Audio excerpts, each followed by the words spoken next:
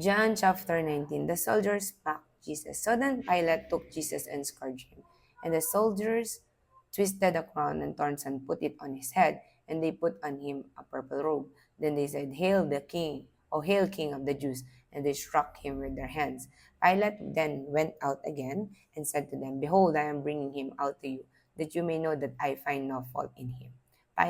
Pilate's decision. Then Jesus came out wearing the crown of thorns and the purple robe. And Pilate said to them, Behold the man.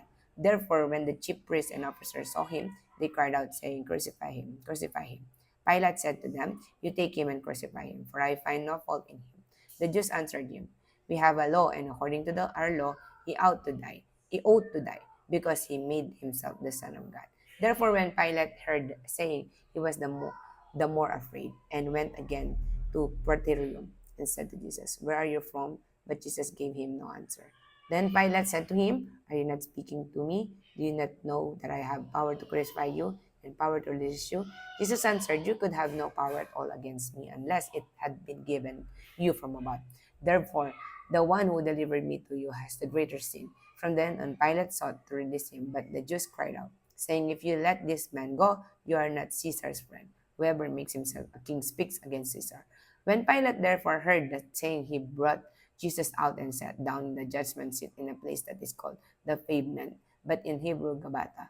Now it was the preparation day of the Passover, and about the sixth hour, and he said to the Jews, Behold your king. But they cried out, away with him, crucify him. Pilate said to them, Shall I crucify your king? The chief priests answered, You have no king but Caesar.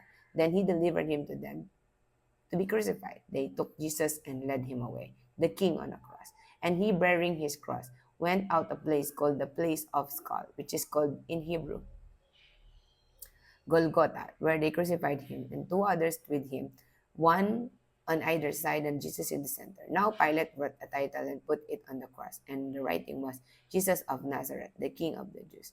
Then many of the Jews read this title, for the place where Jesus was crucified was near the city, and was written in Hebrew, Greek, and Latin. Therefore the chief priests of the Jews said to Pilate, Do not write the King of the Jews, but he said, I am the King of the Jews. Pilate answered, But I have written, I have written. The, the soldiers, when they had crucified Jesus, took his garments and made four parts, to each soldier a part, and also the tunic. Now the tunic was without seam, woven from the top in one piece. They said therefore among themselves, Let us not tear it, but cast lots for it, whose it shall be, that the scripture might be fulfilled, which say, They divided my garments among them, and for my clothing they cast lots. Therefore the soldiers did these things. Behold your mother.